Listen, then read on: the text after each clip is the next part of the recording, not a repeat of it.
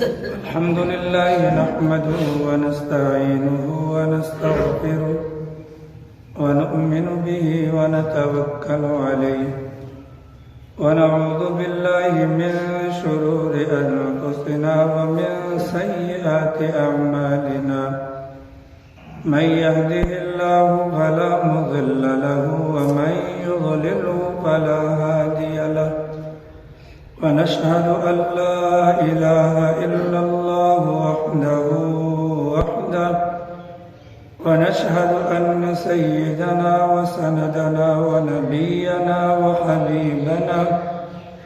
وحبيبنا وشفيعنا وطبيبنا وطبيب قلوبنا ونورنا ونور صدورنا ومولانا محمد أحمد عبده ورسوله أما بعد فأعوذ بالله من الشيطان الرجيم بسم الله الرحمن الرحيم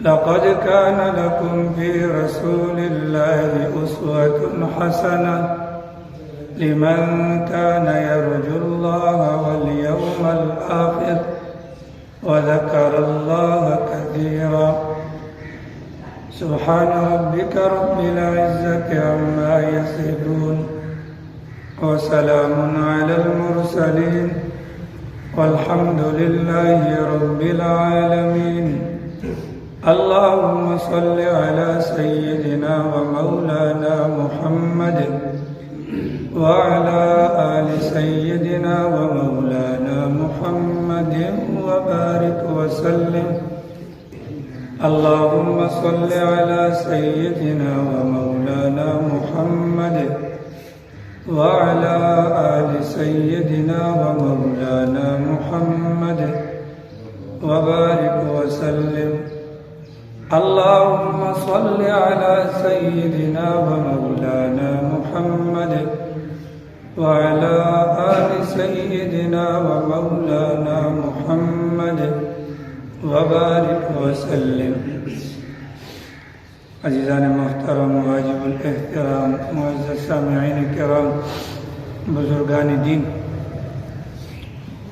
گزشتہ کافی عرصے سے آپ حضرات کے سامنے قرآن کریم کے 30ویں سپارے کے اندر موجود جو آخری چھوٹی چھوٹی صورتیں ہیں جن کو عام طور پر نمازوں میں پڑھا جاتا ہے، عام طور پر مسلمانوں کو یاد ہوتی ہیں، ان کے متعلق کچھ تفصیلات بیان کی گئی، اور مقصد صرف یہی تھا کہ تلاوت کے موقع پر یا نمازوں کے اندر جس موقع پر یہ کلمات ہمارے کانوں کے اندر پہنچے ہیں تو مطلب، معنی اور مفہوم ہمارے دماغ میں ہو، تاکہ پڑھی جانے والی نماز کے اندر خشوع، خضوع اور حضور قلبی نصیب ہو جائے۔ اس سلسلے میں سورۃ الزلزال، سورۃ العادیات، سورۃ القارعہ، سورۃ التکاثر، سورۃ العصر، سورۃ الہمزہ، سورۃ الفیل، سورۃ القریش، سورۃ الماعون اور سورۃ الکوثر، سورۃ الکافرون، سورۃ النصر، سورۃ اللہب، سورۃ الاخلاص، سورۃ الفلق اور سورۃ الناس کا ترجمہ اور اس سے متعلقہ کچھ فضائل، مسائل الحمدللہ گزشتہ جمعوں کے اندر آپ حضرات کے سامنے بیان ہوئے۔ رسول اکرم صلی اللہ تعالیٰ علیہ وسلم نے دنیا سے جانے کے بعد یا دنیا سے جاتے ہوئے اپنے بعد والے لوگوں کی کامیابی کے لیے جو پروانہ یا جو دستور یا جو قانون یا پیچھے والوں کے لیے جو نصیحت یا وصیت چھوڑ کر گئے، اس میں اللہ کے نبی نے ذکر کیا کہ ترکت فیکم امرین، 2 چیزیں تمہارے درمیان چھوڑے جا رہا ہوں، اگر ان دونوں چیزوں کو مضبوطی سے تھامے رکھو گے تو تم گمراہ نہیں ہوگے۔ ان میں سے پہلی چیز کا نام ہے کتاب اللہ، اللہ کی کتاب یعنی کہ قرآن مجید۔ اور دوسری چیز ہے سنت رسول اللہ، یعنی اللہ کے نبی علیہ الصلوۃ والسلام کا طریقہ اور پیغمبر کی بیان کردہ تعلیمات۔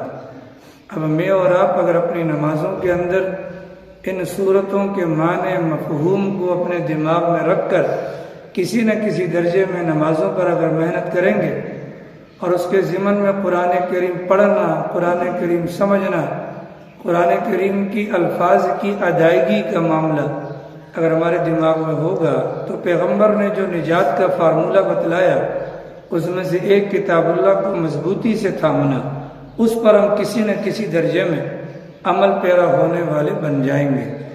آج بھی آپ اگر تحقیق کریں بہت سارا طبقہ ایسا آپ کو ملے گا کہ جو قرآن کریم کی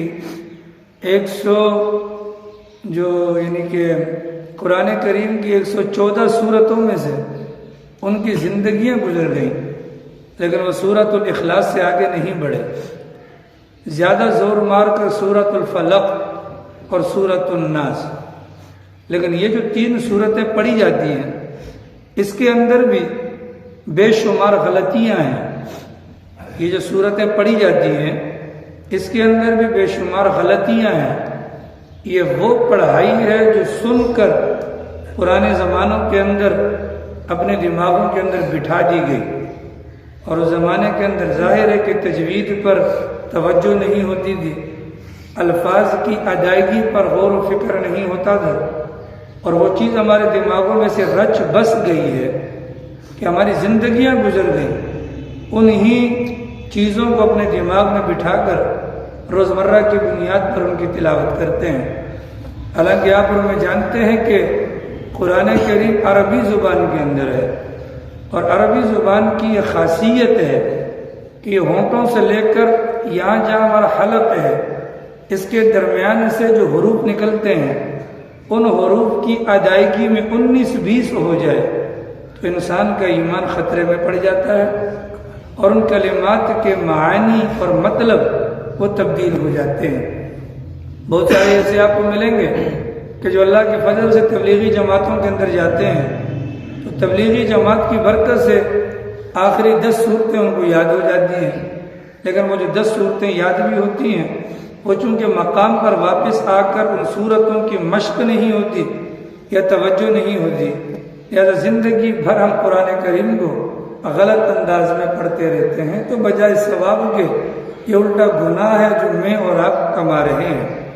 جبکہ پیغمبر نے جو یہ فرمایا کہ قرآن کریم کو لازم پکڑو مضبوطی کے ساتھ، تو قرآن کریم کے ساتھ جو ہمارا رشتہ جڑے گا وہ تب ہی جڑے گا جب قرآن کریم کو بیان کردہ اصولوں کے مطابق پڑھا جائے گا، پھر انسان کے دل میں شوق بھی پیدا ہوگا، پھر قرآن کریم کی تلاوت انسان کے لیے فائدہ مند بھی ہوگی، اور پھر وہ قرآن کریم کی تلاوت انسان کے لیے نجات کا سبب بھی ہوگی، اور اگر یہ چیز نہیں ہوگی تو پھر ہمیں فائدہ نہیں ہوگا۔ اسی بنیاد پر گزشتہ کئی جمعوں سے آپ کے سامنے کہ چھوٹی چھوٹی صورتیں ان کا ترجمہ اور معنی اور مفہوم بیان کیا گیا تاکہ کسی نہ کسی درجے میں کچھ نہ کچھ مفہوم ہمارے دماغوں کے اندر موجود ہو۔ لیکن اب اگر کوئی آدمی ان چیزوں کو بھی دماغ میں جگہ نہ دے تو پھر وہ ساری زندگی ٹکرے مارتا رہے گا، وہ قرآن کریم کے معانی اور مفہوم کو نہ سمجھ کر بجائے ثواب کے الٹا گناہ کمائے گا۔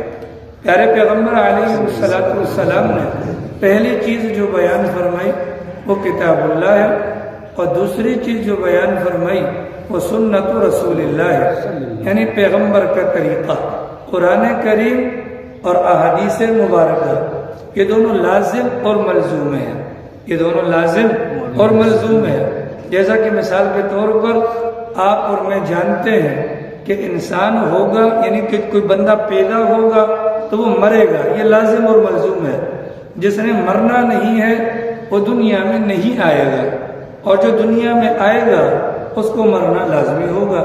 اسی طریقے سے قرآن اور حدیث، اگر ہم قرآن کریم پر عمل کرنا چاہیں، قرآن کریم کو سمجھنا چاہیں، اس کے لیے ہمیں احادیث مبارکہ کی طرف لازماً جانا پڑے گا، پیغمبر کی سنتوں کی طرف لازمی جانا پڑے گا، ان دونوں چیزوں کے مجموعے کے نتیجے میں ہمارے لیے قرآن کو لینا اور احادیث مبارکہ کو لینا یہ آسان ہو جائے گا۔ لہٰذا اس بات کو اپنے دماغ میں بٹھا لیں کہ نفس قرآن کریم پڑھنا، نفس قرآن کریم کو دیکھنا ہمیں ثواب ملے گا، ثواب کا انکار نہیں، لیکن اللہ نہ کرے اگر ہمارے حروف کی ادائیگی کے اندر وہ چیزیں نہیں پائی گئی جو اس کے معنی مفہوم کو چینج نہ کرے تو پھر تو ٹھیک ہے ثواب ملے گا، ایک حرف پر 10 نیکیاں، لیکن اللہ نہ کرے اگر حروف کی ادائیگی کے اندر اگر غلطی ہو گئی تو معنی کہیں سے کہیں چلا جائے گا تو نتیجہ کیا ہوگا؟ 0/0۔ اور ہم ساری زندگی تصور کریں گے اللہ کا فضل ہے جی میرے گھر پر قرآن ہے اور میں روزانہ کی بنیاد پر تلاوت کرتا ہوں۔ سوال یہ ہے کہ کیا ہم نے اپنی تلاوت کسی قاری صاحب کو جا کر چیک کروائی کہ وہ ہماری بسم اللہ سنیں؟ بسم اللہ الرحمن الرحیم، بسم اللہ الرحمن الرحیم، یہ رحمان الرحیم تو قرآن میں نہیں ہے، قرآن کریم کے اندر رحمان الرحیم تو نہیں ہے، ٹھیک ہے؟ جب بسم اللہ الرحمن الرحیم ہم ساری زندگی پڑھتے رہیں گے تو کیا خیال ہے معنی اپنی جگہ پر قائم رہے گا؟ جب نہیں رہے گا تو ہمیں ثواب ملے گا؟ نہیں ملے گا۔ اسی بنیاد پر احادیث مبارکہ کے اندر یہ بات ہمیں ملتی ہے کہ قرآن کریم بسا اوقات پڑھنے والوں پر لعنت کرتا ہے۔ وہ لعنت کرنے کا مقصد یہ ہے کہ قرآن اللہ کی کتاب، اللہ کی زبان سے نکلا ہوا کلام ہے، اس قرآن کریم کو اس انداز سے پڑھیں گے جس انداز سے آیا ہے، جس انداز سے پڑھنے کا حکم دیا گیا ہے، تو یہ قرآن کریم نیکیوں میں اضافے کا سبب، اور اللہ نہ کرے قرآن کریم کو رواج کے مطابق پڑھیں گے، اپنی مرضی کے مطابق پڑھیں گے تو یہ قرآن کریم ہمارے لیے لعنت کا باعث بنے گا۔ تو قرآن و سنت کو لازمی پکڑنا یہ ہمارے لیے نجات کا راستہ ہے۔ قرآن کریم کے متعلق کچھ باتیں گزشتہ جمعوں کے اندر ان صورتوں کی صورت میں آپ حضرات کے سامنے بیان ہیں۔ آج 2 مسائل ہیں جو اہم ہیں، وہ آپ حضرات کے سامنے انشاءاللہ بیان کرنے ہیں۔ ان میں سے پہلا مسئلہ تو یہ ہے کہ الحمدللہ مملکت خداداد پاکستان، اسلامی جمہوریہ پاکستان، جو ہمارے بڑوں کی قربانیوں کی بنیاد پر کلمے کی بدولت لاکھوں کے لگ بھگ انسانوں کے خون کے صدقے میں اللہ تعالیٰ نے ہمیں عطا فرمایا، اس مملکت خداداد پاکستان کو جو بنایا گیا تھا، اس کے وجود یہ اس کی بنیاد وہ کلمہ طیبہ لا الہ الا اللہ محمد الرسول اللہ رکھی گئی تھی۔ پوری دنیا کے اندر 2 ریاستیں ایسی ہیں جو اسلام کے نام پر بنی ہیں۔ ایک ریاست تو وہ ہے جو سرکار دو عالم صلی اللہ علیہ وسلم نے اپنی مبارک حیات کے اندر مدینہ منورہ کی جو ریاست دی اس کو اسلامی فلاحی ریاست کا نام دیا گیا، اور 1400 سال کے بعد اگر زمین پر کسی ریاست کا قیام اسلام کی بنیاد پر ہوا تو وہ مملکت خداداد پاکستان ہے۔ جس موقع پر یہ نعرہ لگایا گیا مسلمانوں کے لیے الگ ملک ہونا چاہیے، وہاں پر مسلمان اسلامی تعلیمات کو نافذ کرے اور اسلامی تعلیمات پر عمل کرنا مسلمانوں کے لیے آسان ہو، تو نعرہ مارا گیا وہ جو ریاست ہوگی، وہ جو علاقہ ہوگا، وہ جو ملک ہوگا، وہاں پر کلمے کا بول بالا ہوگا، اسلامی تعلیمات کا بول بالا ہوگا، وہاں پر مسلمانوں کو دینی اعتبار سے وافر قسم کی رہنمائی اور مدد ملے گی۔ چنانچہ پاکستان وجود میں آ گیا۔ بابا قوم قائد اعظم محمد علی جناح رحمہ اللہ کی محنت، کوشش، اور اپنا شاعر مشرق علامہ محمد اقبال صاحب مرحوم، ان حضرات کی قربانیاں، سوچ، فکر کی بنیاد پر ہمارا ملک وجود میں آ گیا۔ اس ملک کے وجود میں آ جانے کے بعد جب یہاں کا جو نظام سنبھالا گیا، اس نظام کے اندر بابا قوم کی تمنا بھی یہی تھی، علامہ اقبال کی تمنا بھی یہی تھی، اور ہندوستان سے ہجرت کر کے آنے والے مسلمانوں کی تمنا بھی یہی تھی کہ اس پاکستان کے اندر ہمیں اسلامی نظام دیکھنے کو ملے گا۔ اس سوچ کی بنیاد پر ان حضرات نے وہاں سے قربانیاں دی۔ اب یہاں پر آ جانے کے بعد اللہ تعالیٰ نے قدرتی وسائل سے مالا مال یہ خطہ ہمیں دیا جس کو پاکستان کا نام دیا جاتا ہے، لیکن بدقسمتی سے پچھلے 75 سال گزرنے کے باوجود آج تک ہمارے ملک کے اندر جو ایسے نظام نافذ ہیں کہ جن کا اسلام سے دور دور تک کا کوئی تعلق نہیں ہے، ان نظاموں کے اندر جو سر فہرست نظام ہے وہ پاکستان کے اندر جو معیشت کے معاملات ہیں، جو کاروباری معاملات ہیں، ان کاروباری معاملات کے اندر سود کا نظام بڑے زور و شور کے ساتھ جاری اور ساری ہے۔ آپ اور میں جانتے ہیں ایک وزیر اعظم ہاؤس ہے، ایک صدر کا جو وہ ہے پریزیڈنٹ ہاؤس ہے، اور ایک سپریم کورٹ ہوتی ہے۔ پاکستان کے اندر ایک وفاقی شرعی عدالت بھی موجود ہے جو دینیات کے جتنے بھی مسائل ہیں وہاں پر جاتے ہیں اور غور و فکر کے بعد پاکستان کے اندر کسی نظام کو نافذ کرنا ہوتا ہے تو پھر وہ اپنی رائے پیش کرتی ہے۔ چنانچہ 31 سال تک اس بات پر محنت کی گئی کہ پاکستان ایک اسلامی فلاحی ریاست ہے، اس ملک کو سود کی لعنت سے پاک کرنا چاہیے۔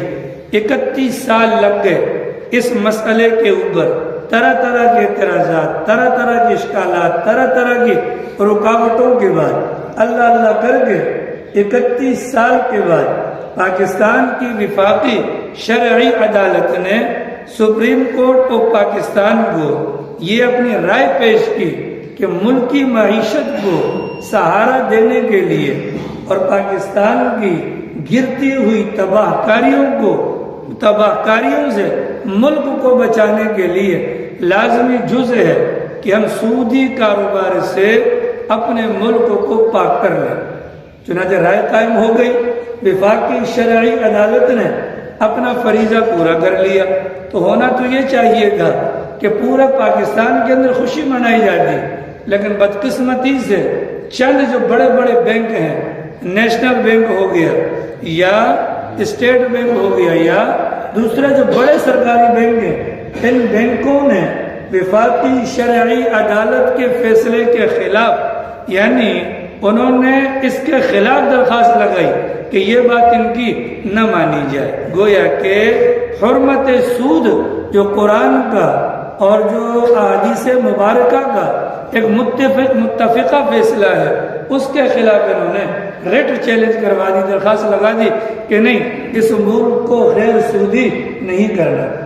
نتیجہ کیا ہوگا؟ نتیجہ یہ ہوگا آج پورے ملک کے اندر آپ دیکھ رہے ہیں کہ قدرتی وسائل کے باوجود ہم طرح طرح کی بیماریوں کے اندر، طرح طرح کی پریشانیوں کے اندر جکڑے ہوئے ہیں۔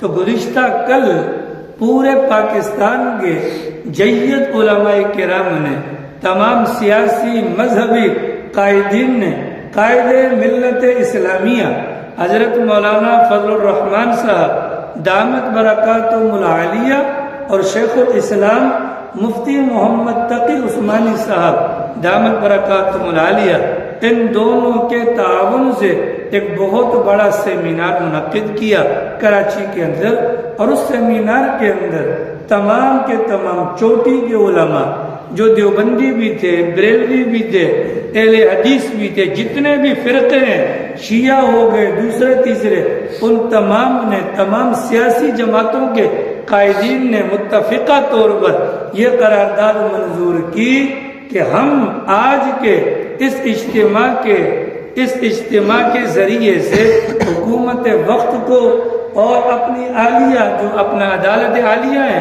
ہم ان کو پابند کرتے ہیں، مطالبہ کرتے ہیں کہ ملک کے اندر سے سودی نظام معیشت کو ختم کیا جائے۔ تو کیا آپ حضرات بھی چاہتے ہیں؟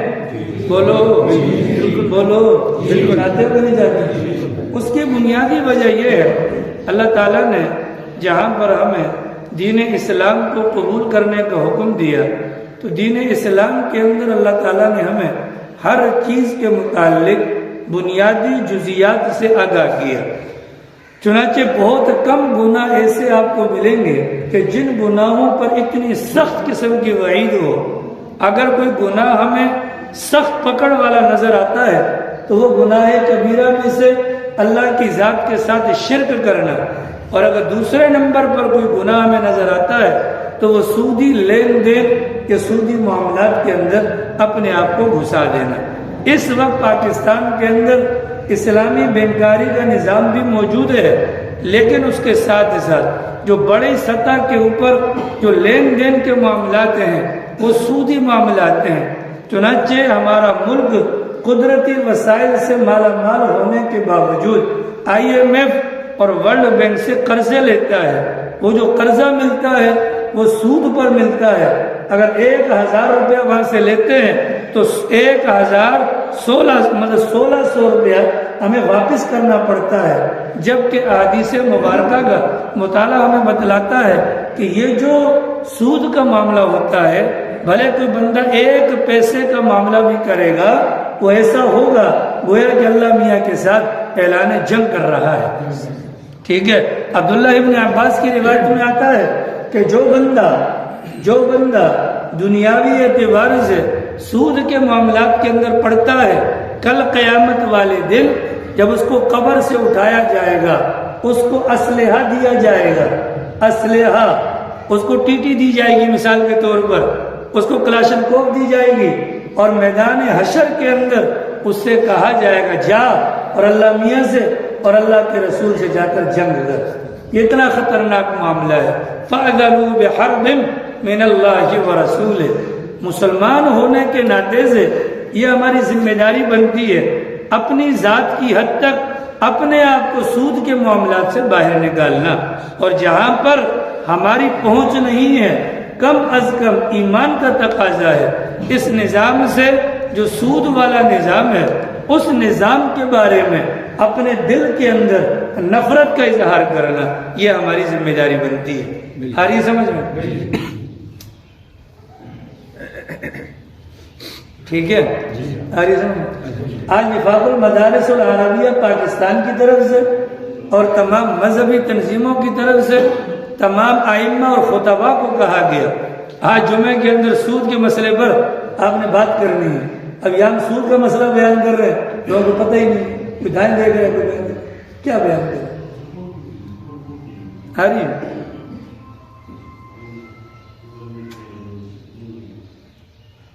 اللہ میں آمین۔ آ رہی سمجھ میں؟ جی جی، بڑے ہم پر ذمہ داریاں ڈالتے ہیں۔ یہ بنیادی وجہ ہے کہ بڑوں کی طرف سے ملنے والی ہدایات کو میں کبھی بیان نہیں کرتا، کیونکہ قبر کا حال مردہ جانتا ہے۔ مجھے پتہ ہے جو شہزادے کس توجہ کے ساتھ بیٹھتے ہیں۔ اللہ ہمیں سمجھ دے، آمین۔ اللہ ہمیں سمجھ دے، بولو آمین۔ آ رہی سمجھ میں؟ سود کہتے کس کو ہے؟ سود کہتے کس کو ہے؟ سود کا مطلب یہ ہوتا ہے کہ ایسا منافع جو بلا عوض ہو، ایسا منافع جو بلا عوض ہو۔ آپ 100 روپیہ جا کر دکاندار کو دیں، وہ 100 روپے کے بدلے میں آپ کو چینی دے دے، یہ سود نہیں ہے۔ لیکن 100 روپے آپ جا کر دکاندار کو دیں اور آپ اس سے کہیں کہ مجھے 101 روپیہ دے دیں، تو یہ 1 روپیہ جو اوپر والا ہے یہ سود کے زمرے میں آئے گا۔ اور اس 1 روپے کے بارے میں پیغمبر صلی اللہ علیہ وسلم کا فرمان ہے، یہ اتنا بڑا گناہ ہے کہ کوئی بندہ اسلام قبول کر لے، کافر نہیں، کوئی بندہ اسلام قبول کر لے، اسلام قبول کرنے کے بعد اپنی سگی ماں کے ساتھ 33 مرتبہ زنا کر لے، وہ اتنا بڑا گناہ نہیں ہے جتنا بڑا گناہ یہ 1 روپیہ اوپر لینے کا ہے۔ اللہ کے فضل سے میں امید کرتا ہوں 63 ٹاؤن کے اندر ہمارے لوگوں کے بینک میں اکاؤنٹ نہیں ہوں گے، اور اگر ہوں گے بھی تو وہ سود سے پاک ہوں گے، امید ہے۔ لیکن زمینی حقائق ہمیں بتلاتے ہیں بہت سارے لوگ لیاری کے اندر 63 ٹاؤن کے اندر موجود ہیں کہ جو باقاعدہ سود پر پیسہ دیتے ہیں۔ تو یاد رکھ لیجئے گا 2 گناہ ایسے ہیں کہ جن میں نام لے لے کر پیغمبر نے لعنت فرمائی ہے 10 بندوں پر، ان میں سے ایک سود کا معاملہ بھی ہے۔ سود لینے والا، سود دینے والا، سود کے معاملات کو طے کرنے والا، سودی معاملات پر گواہ بننے والا، سودی معاملات پر چوکیداری کرنے والا، سودی معاملات کی طرف رہنمائی کرنے والا، دو بندوں کی آپس کے اندر سودی معاملات کے متعلق بات چیت کو فائنل راؤنڈ تک پہنچانے والا لگ بھگ 10 بندوں پر اللہ کی لعنت ہوتی ہے۔ اللہ کے فضل سے یہاں پر جو اس وقت مجھے نظر آ رہے ہیں ان میں سے میں کسی کو نہیں جانتا کہ وہ سودی ہو، لیکن لیاری تیسر کا ان کے اندر بھی یہ سود کا معاملہ ہو رہا ہے۔ وہ نمازیں بھی پڑھتے ہیں اور وہ دیگر عبادات کے اندر بھی کھلم کھلا حصہ لیتے ہیں، لیکن نتیجہ کیا ہے کہ وہ سودی معاملات کے اندر پڑے ہوئے ہیں۔ وقتی طور پر وہ ہمیں نظر آتے ہیں، ان کا مال بڑھ رہا ہے، جبکہ اللہ تعالیٰ کیا فرماتے ہیں کہ جو مسلمان ہے اس مسلمان کے لیے جو نظام معیشت ہے اس میں سے سود کو نہ نکالا گیا تو یہی مال اس انسان کو، اس کی نسلوں کو تباہ کرنے کا سبب بن جائے۔ یمحق اللہ الربا ویربی الصدقات، اللہ تعالیٰ سود کو مٹاتا ہے اور اللہ تعالیٰ صدقات کو بڑھاتا ہے۔ تو سود کے متعلق یہ بات ہم اپنے دماغ میں رکھیں، میرا اور آپ کا بحیثیت مسلمان یہ فریضہ بنتا ہے ہم حکومت وقت سے مطالبہ کریں، خدا را اس نظام معیشت کو تبدیل کرو، اس لیے کہ سود کی لعنت کا سب سے بڑا نقصان یہ ہے جو انسان ایک مرتبہ اس لعنت کے اندر پڑ جاتا ہے وہ ساری زندگی اس لعنت سے نکل نہیں سکتا۔ قدرتی ذخائر سے مالا مال ہمارا ملک پاکستان، لیکن آج بھی قرضوں کے دلدل کے اندر کتنا چھپا ہوا ہے۔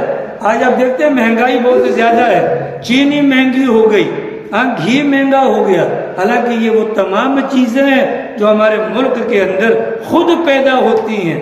معاملہ یہ ہے IMF اور ورلڈ بینک وہ ہمیں قرضہ دیتا ہے، پھر قرضہ واپس لیتا ہے، لیکن واپسی کی ہمارے پاس گنجائش نہیں ہوتی۔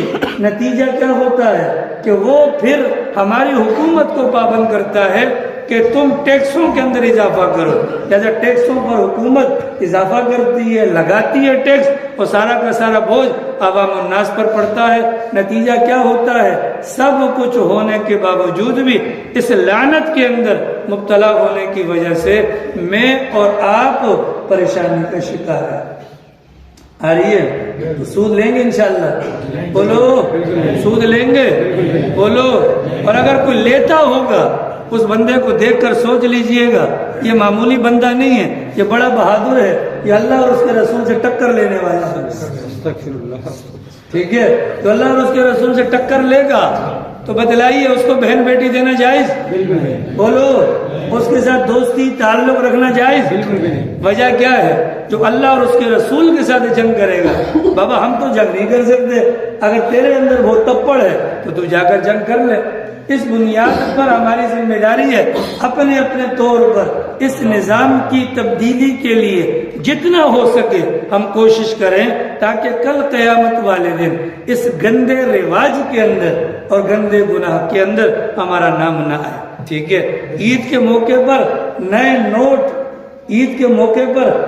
نوٹ اسٹیٹ بینک جاری کرتا ہے۔ اس اسٹیٹ بینک کی طرف سے مثال کے طور پر 1000 کی گڈی ہے، اسٹیٹ بینک مفت کے اندر دیتا ہے، لیکن باقی جب باہر آ جاتا ہے معاملہ تو وہ گڈیاں 1100 روپے میں بکتی ہیں، 1200 کے اندر بکتی ہیں، یہ بھی سود کے اندر آتا ہے۔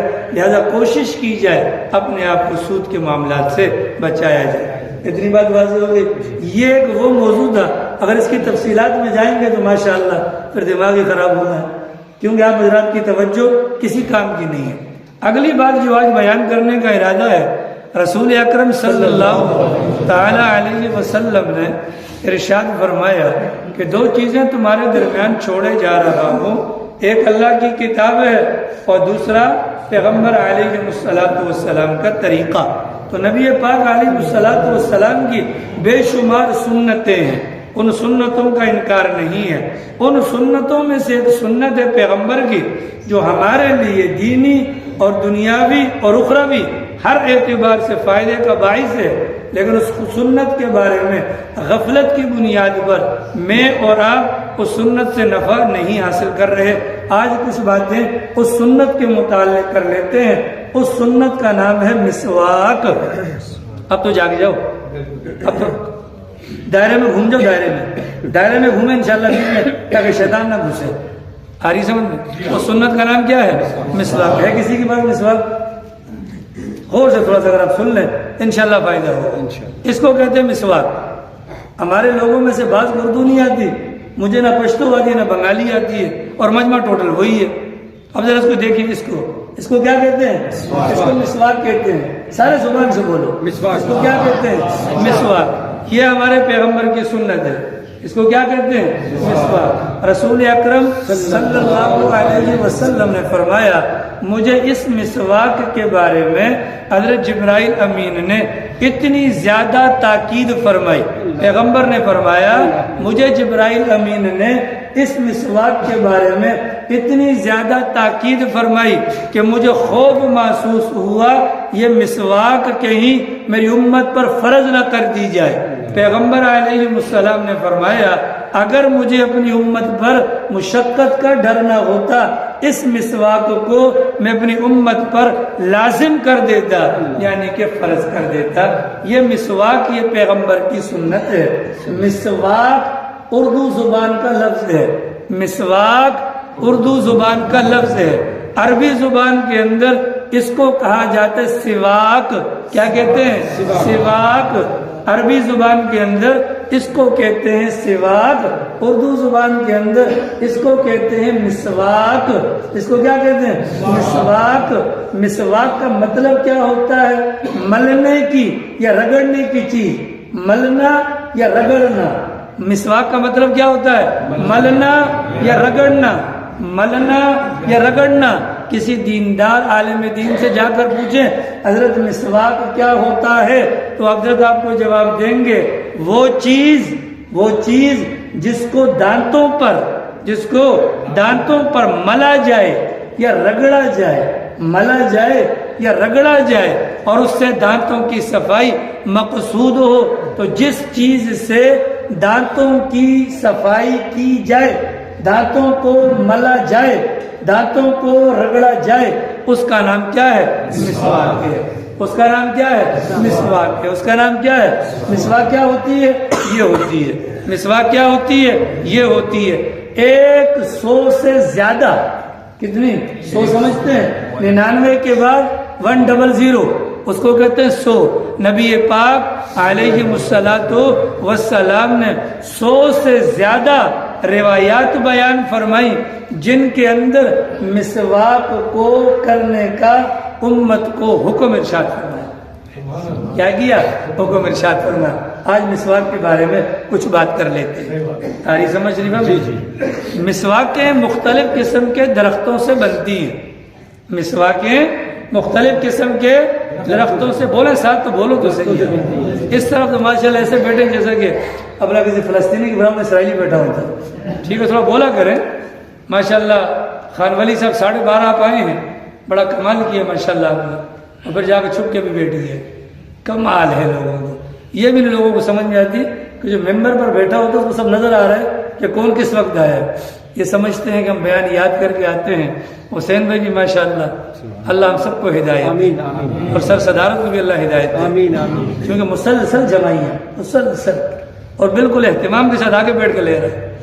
اللہ ہم سب کو سمجھ دے، آمین آمین۔ آری سمجھ، اس کو کہتے ہیں مسواک۔ مظہر خان جتوئی بھی آیا ہے، کوئی کمال نہیں کیا میری جان، کوئی آپ نے بار 100 کاکر نہیں مار کے مسجد میں آ گئے۔ جس ٹائم آپ آئے ہو وہ ٹائم آنے کا نہیں ہوتا، وہ جانے کا ہوتا ہے۔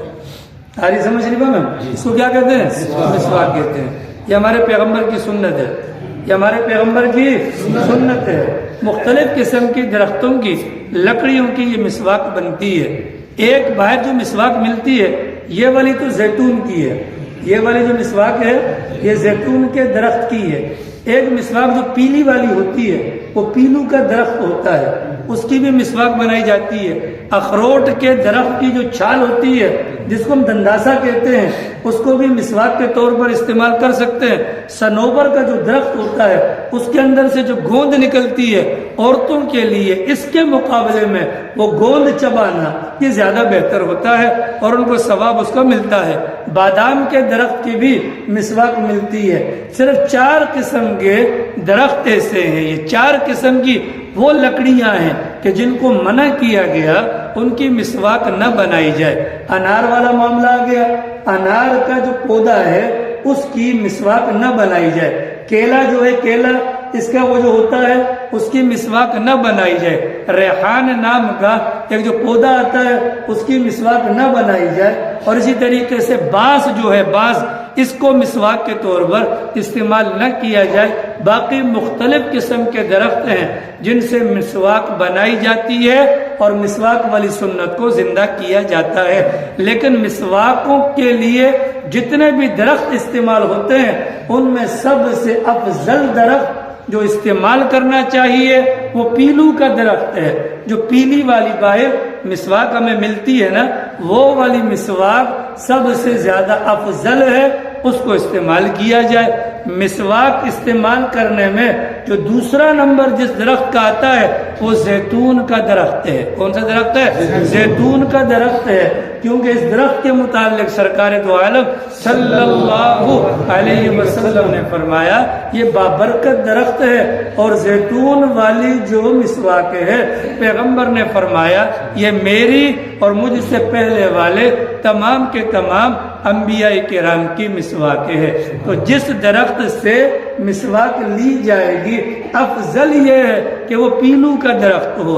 اگر وہ نہیں ملتا زیتون کا لے لیں، وہ نہیں ملتا بادام کا لے لیں، وہ نہیں ملتا صنوبر کا لے لیں، کسی اور چیز کا، لیکن بانس نہیں ہونا چاہیے، انار نہیں ہونا چاہیے، ریحان نہیں ہونا چاہیے اور کیلے والا وہ نہیں ہونا چاہیے۔ تو یہ 4 قسم کے درختوں سے جو ڈنڈی کو توڑا جاتا ہے، ماشاءاللہ جو ڈنڈی کو توڑا جاتا ہے اس کا نام رکھا جاتا ہے مسواک۔ کیسی ہونی چاہیے مسواک؟ سرکار دو عالم صلی اللہ علیہ وسلم کی تعلیمات کے اندر آتا ہے یہ مسواک جس کو سنت سمجھ کر کرنا چاہتے ہو، لمبائی کے اندر 1 بالش لمبی ہونی چاہیے، لمبائی کے اندر 1 بالش لمبی ہونی چاہیے، لمبائی کے اندر 1 بالش۔ جو مسواک کرنے والا ہے اس کے ہاتھ کی بالش جتنی لمبی ہو اتنی لمبی مسواک ہونی چاہیے۔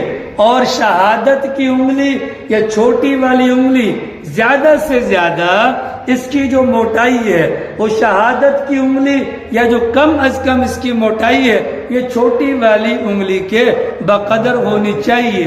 جب مسواک خریدی جائے لمبائی اتنی ہونی چاہیے، موٹائی اتنی یا کم از کم اتنی ہونی چاہیے۔ مسواک لمبی ہو، مسواک سیدھی ہو، مسواک ٹیڑھی نہیں ہونی چاہیے۔ افضل یہ ہے، افضل یہ ہے مسواک اس کے اندر جو ڈنڈیاں ہوتی ہیں ان سب چیزوں سے صاف بالکل پلین مسواک ہونی چاہیے۔ پھر پیغمبر نے اس مسواک کو پکڑنے کا طریقہ بھی بتلایا۔ یہ تمہارا ہاتھ ہے، ہاتھ کے اندر اس انگلی کے اوپر، اس انگلی کے اوپر، اس انگلی کے اوپر، یعنی یہ والی جو 3 انگلیاں ہیں یہ اوپر آئیں گی، چھوٹی والی نیچے آئے گی اور انگوٹھا بھی مسواک کے نیچے آئے گا۔ پھر پیغمبر علیہ السلام نے مسواک کرنے کا طریقہ بھی بتلایا کہ پہلے منہ کے دائنی سائیڈ پر کرنا ہے، پھر اس کے بعد بائیں سائیڈ پر کرنا ہے۔ پھر پیغمبر نے یہ بھی بیان کیا کہ یوں نہ بلکہ لمبائی کے اندر کیا جائے۔ اگر ایسا نہ کیا گیا تو مسوڑوں کے دکھنے کا یا ان کے زخمی ہونے کا خطرہ ہے۔ اس مسواک کے بارے میں نبی پاک صلی اللہ علیہ وسلم نے امت کو بتلایا۔ یہ اہم ترین سنت ہے جس کا نام کیا ہے؟ مسواک شریف۔ جس کا نام کیا ہے؟ مسواک شریف۔ اللہ کے نبی علیہ السلام پر جب اللہ نے نبوت نازل فرمائی، نبوت تو قرآن سے پہلے سے نازل شدہ تھی، لیکن پیغمبر نے جب اعلان نبوت کیا، اللہ تعالیٰ کی طرف سے نمازوں کا حکم آ گیا تو پیغمبر کو پابند بنایا گیا آپ نے ہر نماز کے لیے تازہ وضو کرنا ہے، بھلے پہلے سے باوضو ہوں یا نہ ہو، ہر نماز کے لیے آپ نے تازہ وضو کرنا ہے۔ لہذا اللہ کے نبی صلی اللہ علیہ وسلم ہر نماز کے لیے تازہ وضو کیا کرتے تھے۔ اللہ تعالیٰ نے آگے چل کر اس حکم کے اندر تبدیلی فرما دی کہ چلیں جی، اگر پہلے سے باوضو ہیں تو ہر نماز کے لیے وضو کرنے کی ضرورت نہیں ہے، البتہ یہ کر لیں ہر نماز سے پہلے آپ مسواک کر لیا کریں۔ اس موقع پر مسواک کا حکم نازل ہوا۔ رسول اکرم صلی اللہ علیہ وسلم اپنے متعلق فرماتے تھے کہ میں اتنا زیادہ اہتمام کے ساتھ مسواک کرتا ہوں کہ کبھی کبھی مجھے اپنے مسوڑوں کے زخمی ہونے کا خدشہ ہو جاتا ہے۔ رسول اکرم صلی اللہ علیہ وسلم دنیا سے جس موقع پر تشریف لے کر جاتے ہیں اس موقع پر بھی اہتمام کے ساتھ آخری کام جو دنیا میں پیغمبر نے کیا وہ اپنے دانتوں کے اندر مسواک والا عمل کیا۔ گویا کہ مسواک اتنی لازم چیز ہے، مسواک اتنی اہم چیز ہے، مسواک اتنی اہم چیز ہے کہ پیغمبر علیہ الصلوۃ والسلام نے ارشاد فرمایا کہ مسواک کرنے سے منہ صاف ہوتا ہے اور مسواک کرنے سے رب خوش ہوتا ہے، اور پیغمبر نے فرمایا مسواک کو لازم پکڑو ورنہ زنا عام ہو جائے گا۔ پیغمبر نے کیا فرمایا؟ بولو عمران خان، بول میری جان، آیا تو ویسے بھی لیٹ ہے، دین ماشاءاللہ سارا پتہ ہے، عبد القادر باہر آ کر بیٹھا، اعجاز رسول پیچھے سے آ کر بیٹھا، اللہ کرے ہمیں دین کا شوق پیدا ہو جائے۔ آمین آمین اللہ آمین۔ ہم یہ جو جمعہ پڑھنے کے لیے آتے ہیں نا، تو بہرحال اللہ پاک آپ بھی 12:15 بجے آئے ماشاءاللہ۔ جی جی کس نے اس کے بعد 12:07 سامنے والی گھڑی پہ 12:21 سے 22 ہو رہے تھے، تاریخ سمجھ میں۔ پیغمبر نے فرمایا کیا؟ پیغمبر نے کیا فرمایا؟ مسواک کو لازم پکڑو ورنہ زنا عام ہو جائے گا۔ پیغمبر نے کیا فرمایا بابا جی؟ مسواک کو لازم پکڑو ورنہ زنا عام ہو جائے گا۔ صحابہ حیران ہو گئے۔ لالا زرین آپ بھی ماشاءاللہ بھی تشریف لایا، موٹر سائیکل سے اترتے ہوئے میں نے دیکھا تو اندر آتے ہوئے نہیں دیکھ سکا۔ آ رہی سمجھ میں؟ چشمہ صاف ہے، نظر واضح آتا ہے۔ پیغمبر نے فرمایا مسواک کو لازم پکڑو ورنہ زنا عام ہو جائے گا۔ صحابہ حیران ہو گئے، زنا کا مسواک سے کیا تعلق؟ زنا کا مسواک سے کیا تعلق؟ تو نبی پاک علیہ الصلوۃ والسلام نے فرمایا، نبی پاک علیہ الصلوۃ والسلام نے فرمایا میاں بیوی کا آپس کا جو تعلق ہوتا ہے اگر مسواک نہیں ہوگا منہ سے بدبو آئے گی، بھلے وہ بیوی کے منہ سے آئے یا شوہر کے منہ سے آئے، اس بدبو کی وجہ سے محبت اور نفرت کے اندر تبدیل ہو جائے گی، جس کا نتیجہ لازماً طلاق پر جا کر ختم ہوگا، اور طلاق کے نتیجے کے اندر پورے معاشرے کے اندر زنا پھیل جائے گا۔ یہ مسواک اتنی زبردست چیز ہے، چنانچہ ہمارے بڑوں نے یہاں تک فرمایا مسواک کو معمولی مت سمجھو، یہ مسواک کو لینے کے بعد اگر مسواک کا تھوک اندر لے لیا، مسواک کا تھوک اگر اندر لے لیا، اندر لینے کی وجہ سے انسان کی تلی بڑھنا شروع ہو جاتی ہے۔ مسواک کو کر لیا، اتنا تک بتلایا گیا، اس کو لیٹانا مت، اگر لیٹاؤ گے مجنون ہو جاؤ گے، دیوانہ پن تم پر آ جائے گا، اتنا تک بتلایا گیا۔ اگر مسواک کے اندر جو مطلب یعنی کہ اس کو چوسنا جو چوسا جاتا ہے، اگر زیادہ چوسو گے اندھے پن کا خطرہ ہے، اندھے پن کا خطرہ ہے۔ اتنی تعلیمات اس ڈنڈی کے بارے میں، اس ڈنڈی کے بارے میں اتنی تعلیمات، اور پیغمبر علیہ الصلوۃ والسلام نے فرمایا کہ مسواک کا سب سے بڑا فائدہ کیا ہے کہ مرتے وقت انسان کو کلمہ نصیب ہو جاتا ہے، ٹھیک ہے، اس سے پہلے انسان کی جان نکلتی ہے نا، پہلے کلمہ اور اس کے بعد جان۔ پیغمبر کے فرمان کے اندر ہمیں یہ بات ملتی ہے کہ مسواک کے اہتمام کرنے پر اللہ تعالیٰ اس بندے کی جان نکالنے کے مرحلے کو آسان کر دیتے ہیں۔ ہم سب کی یہی تمنا ہوتی ہے کہ جان آسانی سے نکل جائے، جیسے آٹے میں سے بال جیسے آٹے میں سے بال کے لیے پیغمبر علیہ السلام نے فارمولہ بیان کیا کہ مسواک کو لازم پکڑا جائے. جو بندہ مسواک کو لازم پکڑتا ہے، کتابوں کے اندر آتا ہے اسرائیل جب روح قبض کرنے کے لیے آتا ہے تو اسرائیل کی شکل ویسی ہوتی ہے جیسے وہ انبیاء کرام اور اولیاء کرام کی روحیں قبض کرنے کے لیے جس شکل میں آتا ہے، مسواک کا اہتمام کرنے والے کی روح کو قبض کرنے کے لیے بھی اسی شکل میں آتا ہے. یہاں تک فرمایا گیا کہ جو مسواک کا اہتمام کرتا ہے اگر کبھی غلطی سے مسواک کرنا بھول جائے، اللہ پاک فرشتوں کے ذریعے سے اس کے نام اعمال میں اتنا ہی ثواب لکھواتے ہیں جتنا مسواک کرنے پر ملتا ہے. ہماری سمجھ شریفہ میں آج ہمارے زمانے کے لوگوں کو جو بیماریاں ہیں، یہ حکماء اور اطباء کے مزے ہیں. سب سے بڑا مسئلہ گیسٹرک ہے، بلغم کا مسئلہ ہے. اندر کے مغلظات جو اندر کے اندر جو گندگیاں ہیں، ان تمام چیزوں کے حل کے لیے ہمارے بڑوں نے لگ بھگ ایک جگہ پر میں نے پڑھا 24 اور ایک جگہ پر 37 فوائد بیان فرمائے اس مسواک کے استعمال سے جو اللہ تعالیٰ بندے کو عطا فرماتے ہیں. سبحانی سمجھ شریفہ میں بھیا اس کا نام کیا ہے؟ اس کا نام ہے مسواک. اس کا نام کیا ہے؟ مسواک ہے. رسول اکرم صلی اللہ علیہ وسلم نے ایک جگہ فرمایا کہ وہ 2 رکعت نماز جو بغیر مسواک کے پڑھی جاتی ہے اس نماز کے مقابلے میں جو مسواک کے ساتھ پڑھی جاتی ہے اس 2 رکعت میں جو مسواک کر کے وضو کر کے پڑھی گئی 70 گنا اس کا اضافہ ہو جاتا ہے. بعض روایات کے اندر مسواک کے ساتھ پڑھی جانے والی نماز کا مقام 99 اور بعض روایات کے اندر مسواک کے ساتھ پڑھی جانے والی 2 رکعت کا ثواب 400 رکعت یا 400 گنا بڑھا دیا جاتا ہے. ہمارے پیغمبر علیہ السلام کے متعلق اما عائشہ صدیقہ سے پوچھا گیا سرکار گھر پر آنے کے بعد سب سے پہلا کام کیا کرتے تھے؟ فرمایا مسواک کرتے تھے. کیا کرتے تھے؟ مسواک کرتے تھے.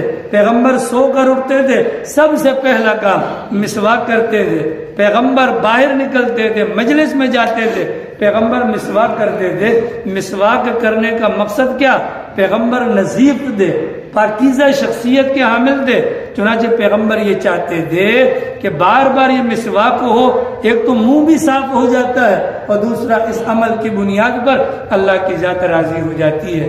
یہ فائدے کی چیز ہے کہ نہیں بھیا؟ بالکل بولیے فائدے کی چیز ہے. تو انشاءاللہ سنت کو زندہ کریں گے. مسواک لیں گے، بولو مسواک لیں گے کہ نہیں؟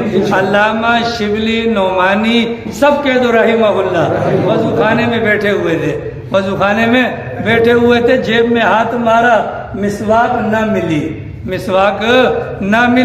1 دینار اس زمانے میں دینار یہ سونے کا ہوتا تھا. 20 دینار 7.5 تولہ بنتا تھا. وزن کے اعتبار سے 1 دینار کی کیا قیمت ہوگی؟ چنانچہ 1 دینار خادم کو دیا کہ جاؤ مسواک خرید کر لاؤ. راستے کے اخراجات بھی دیے. واپس آیا مسواک لے کر، حضرت مسواک کرنے لگے تو ہماری طرح کا کوئی شہزادہ تھا، کہنے لگا حضرت ایک مسواک پر اتنا خرچہ. فرمایا کہ میرے دل میں خیال آ گیا تھا کل قیامت والے دن اگر اللہ میاں نے پوچھ لیا کہ تمہارے پاس مال تھا اور میرے نبی کی سنت ٹوٹ رہی تھی تو مال خرچ کر کے میرے نبی کی سنت کو زندہ کر سکتے تھے، تم نے نہ کیا، میرے پاس کوئی جواب نہیں ہوگا. ہمارے بڑے مسواک کا اہتمام کرتے. حضرات صحابہ کرام یہاں پر کان کے پیچھے مسواک رکھا کرتے تھے.